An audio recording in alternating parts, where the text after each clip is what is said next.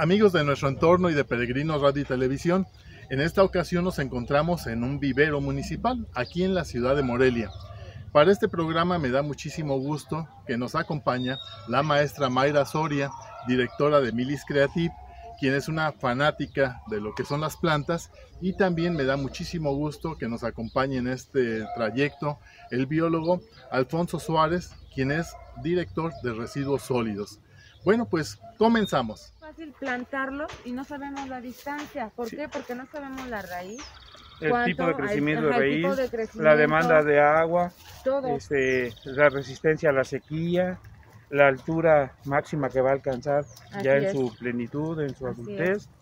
Entonces, todo eso hay un desconocimiento y con la buena intención, que tenemos de reforestar, no lo hacemos bien.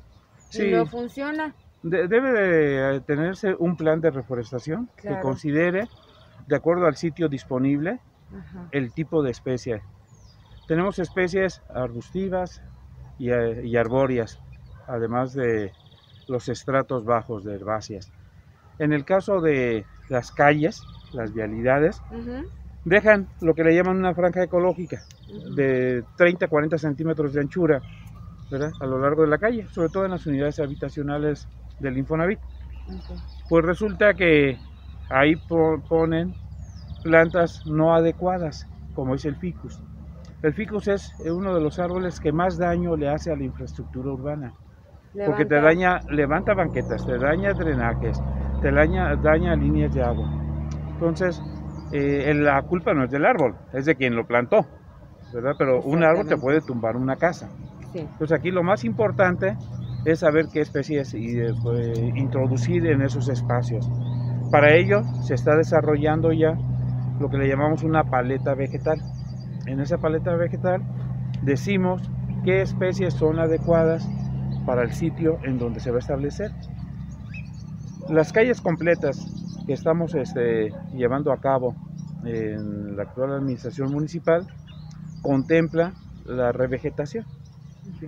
Y hemos estado introduciendo sobre todo lo que le llaman liquidámbar, un tipo de sangre de Líbano que tiene la coloración rojiza.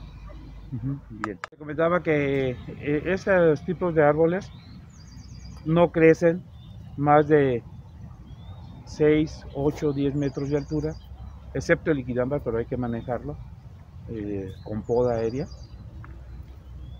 Su tipo de crecimiento de raíz es pivotante, va totalmente a profundizar, no es superficial, no se extiende, por lo tanto no daña banquetas. Entonces tenemos la lluvia de oro, tenemos el calistemo. El calistemo es el que está en Avenida Universidad, ahí por la Volkswagen, en donde es un arbolito que tiene la inflorescencia rojiza, que parece un escobillón. Por eso también se le llama escobillón. Sí, lo he visto. Entonces esos árboles son apropiados para espacios urbanos. Sí, y mira, algo que comentabas ahorita, por ejemplo, que no sabemos de la altura de los árboles, es una tristeza que, por ejemplo, tengan que cortarlos, por ejemplo, la Comisión Federal. Mutilarlos. De manera horrible. Sí, mutilarlos es la palabra adecuada. Los mutilan porque afectan lo que son la media tensión, los cables. Los cables de luz, y para mí pues eso es algo triste, porque no los dejan crecer como debiese. Entonces ahí yo creo que tendríamos que, no sé, de alguna forma educar o hacer cultura de qué tipo de árboles deben de ser urbanos y cuáles no, en qué lugares. Porque ya hay veces que ya para fácil mejor lo cortan desde abajo, no nada más la punta, sino hasta abajo. Sí, por eso se ocupa un plan de manejo de la vegetación. O sea, la vegetación en la ciudad es un elemento importantísimo que brinda muchos beneficios al ser humano y además a la fauna silvestre. Pero hay que saber más. Antes a considerar en las reforestaciones urbanas, te decía, es el espacio disponible.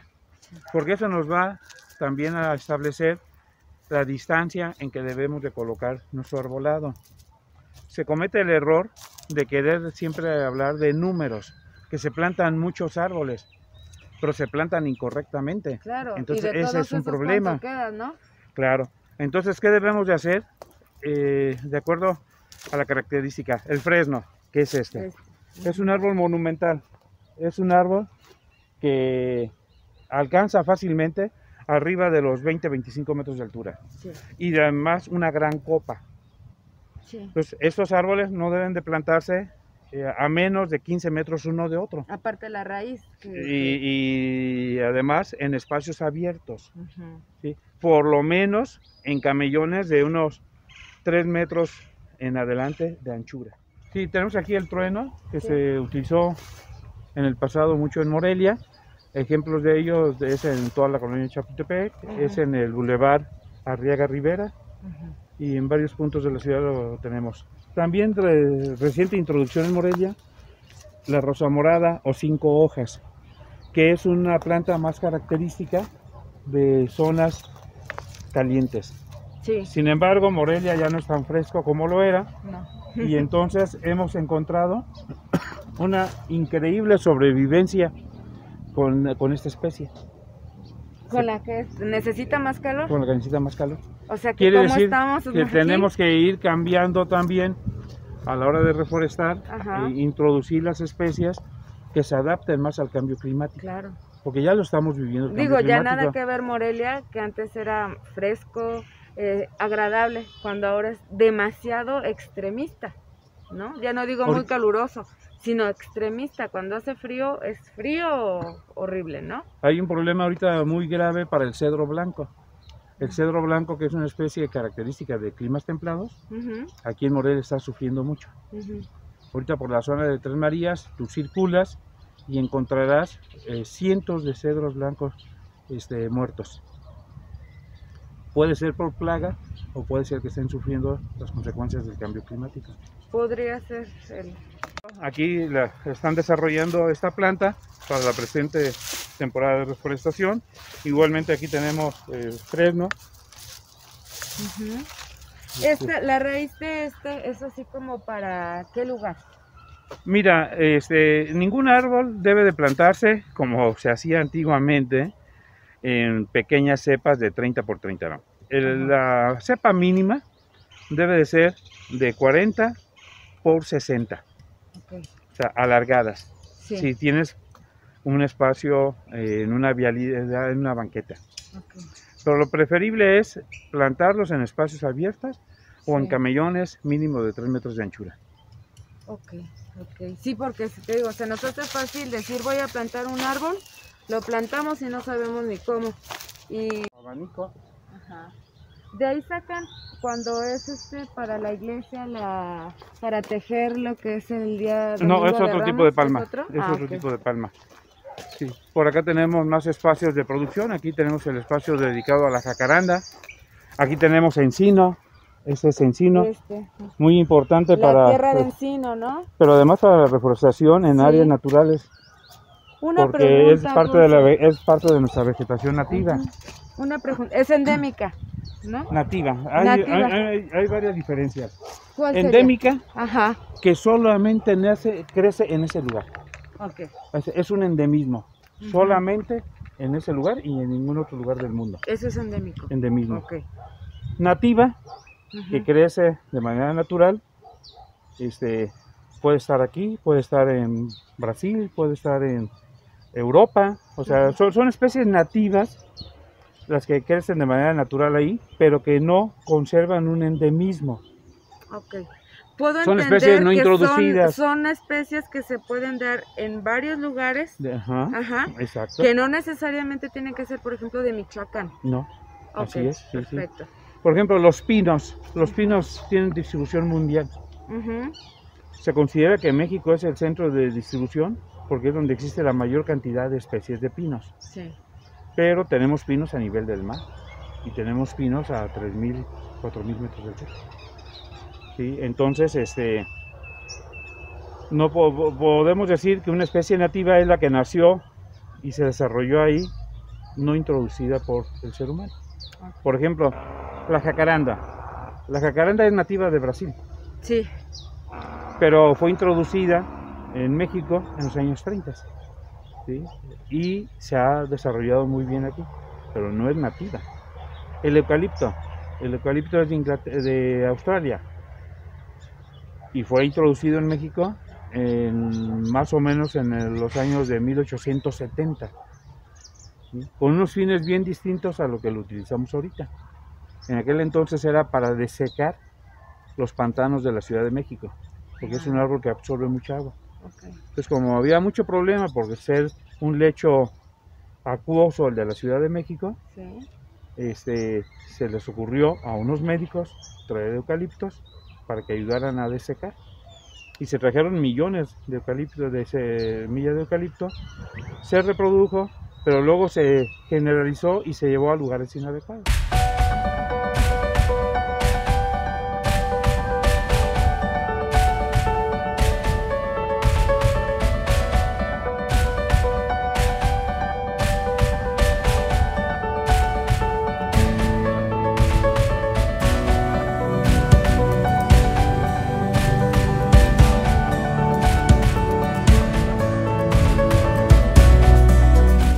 Como el centro de distribución mundial de pino, que de aquí se generó y se extendió para todo el planeta. Sí.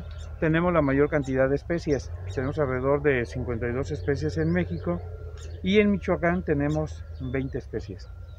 Ahora, todos obedecen a un gradiente altitudinal. Es decir, en Michoacán tenemos el pino que crece a menor altitud, a la altura de Charapendo, viniendo por la carretera libre de Paxingán-Uruapan, empieza a aparecer el pino carpa a los 700 metros. De ahí en adelante cambia por otra especie. Sí. Más arriba otra especie. Y así nos vamos hasta pinos gregui, que crece arriba de los 3500 metros. Lo encontramos en el Tancítaro.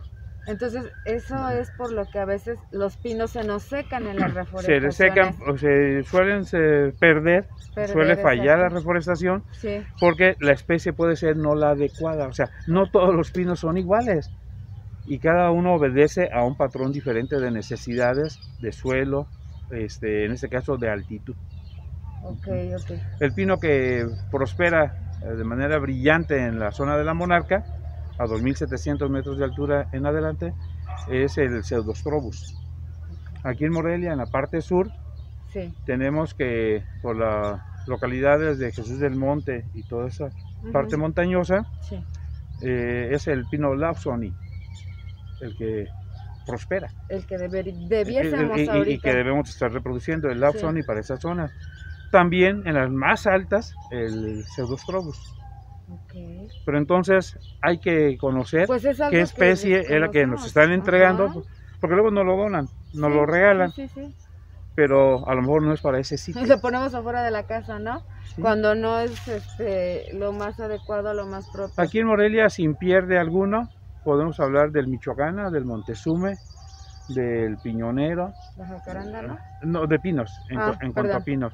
Estaríamos hablando que son especies que te van a dar resultado. Perfecto.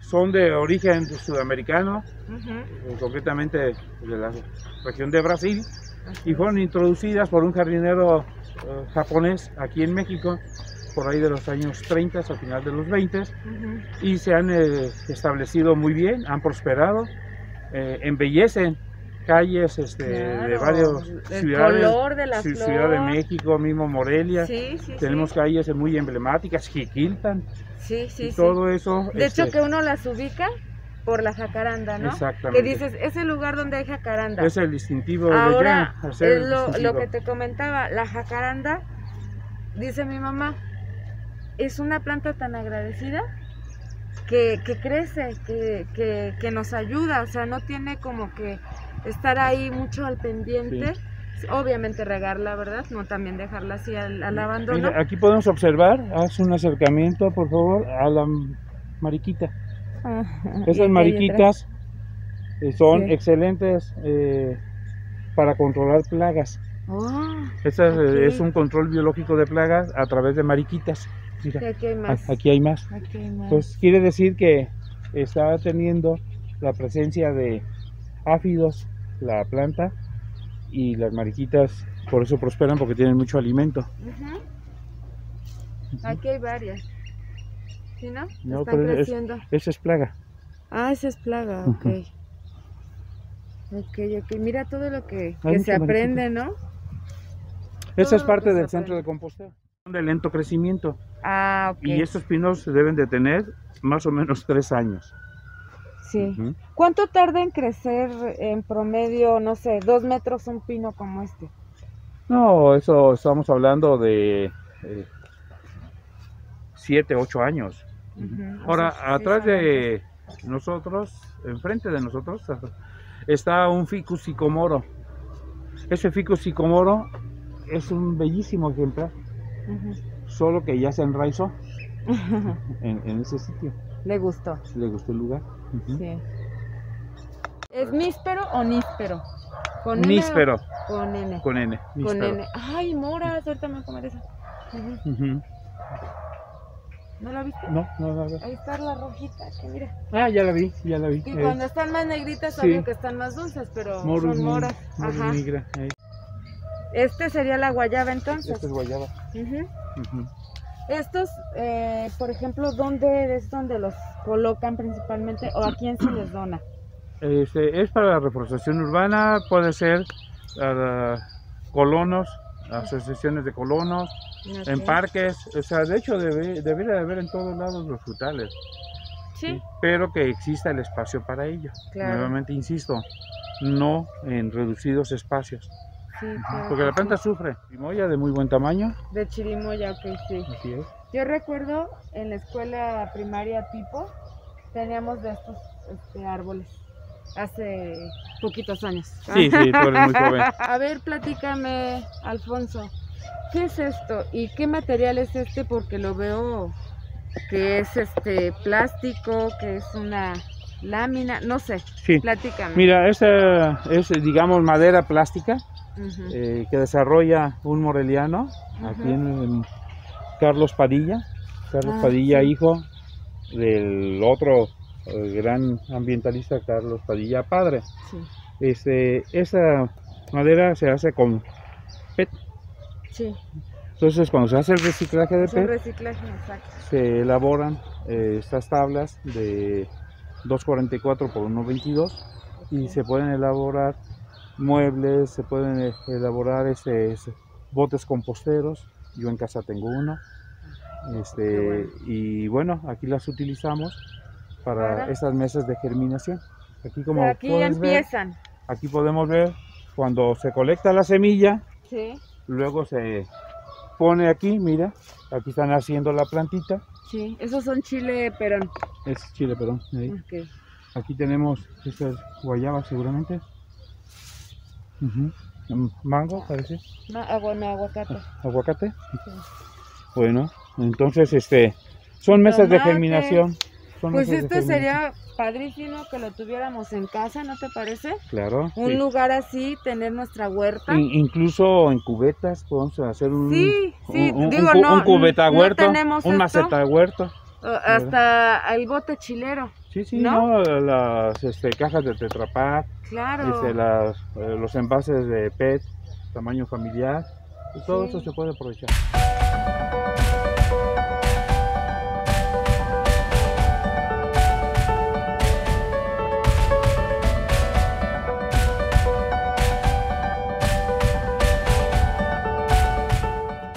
Sí, en este lugar se hace la reproducción de plantas de ornato, también para donación a la población, claro.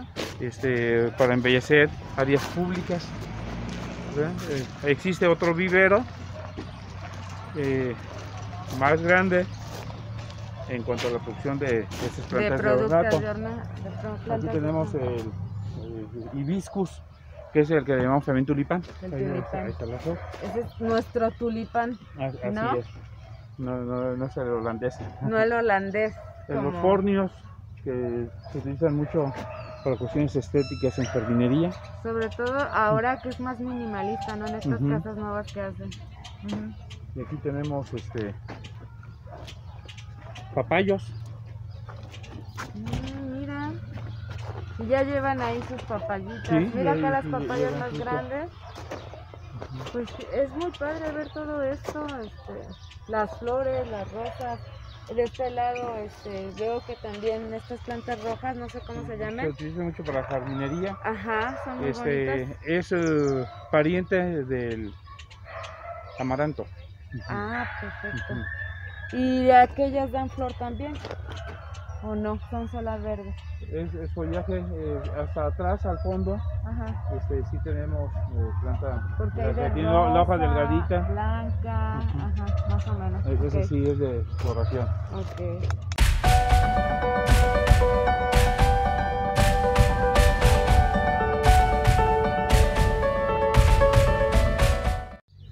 Oye, Alfonso, mira, yo tengo una pregunta. La tierra con la que trabajan ustedes, ¿de dónde la sacan? ¿Hacen composta? ¿Cómo la hacen? ¿Traen tierra? Explícanos todo esto. Sí, mira, en este lugar es el centro de composteo del propio vivero municipal. Ujú, Como aquí puedes observar, hacia el fondo, atrás de ti, ujú. tenemos producto de las podas. Tenemos ahí ramas, tenemos aquí más próximo a nosotros hojarasca, ¿verdad? Y todo esto se procesa, se muele en un molino de este tipo, impulsados por un tractor, su fuerza motriz, y se va obteniendo un producto semiterminado así. Perfecto. ¿Sí? Y después se criba en estas grandes cribadoras para obtener un producto más fino. Ujú. Y ese producto más fino es el que utilizamos como sustrato para la producción de la planta en el vivero municipal. Aquí también tuvimos, y ha sido ya por 2-3 años consecutivos, la colaboración con la Comisión Forestal, Sí. de manera que hicimos recolección de árboles de Navidad, de los naturales que se utilizan en la temporada y que después son desechados. Sí. Los traemos aquí y aquí los molemos también, y entonces vuelven a ser fuente de vida. Perfecto.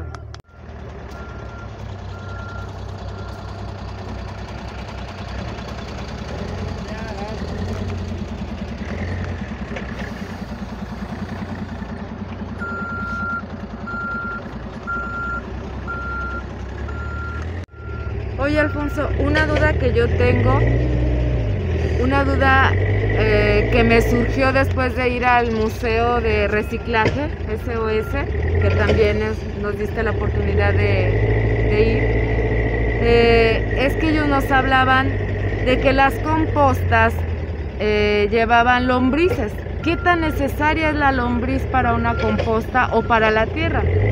Sí, mira, lo que pasa es que es un tipo diferente de compostaje.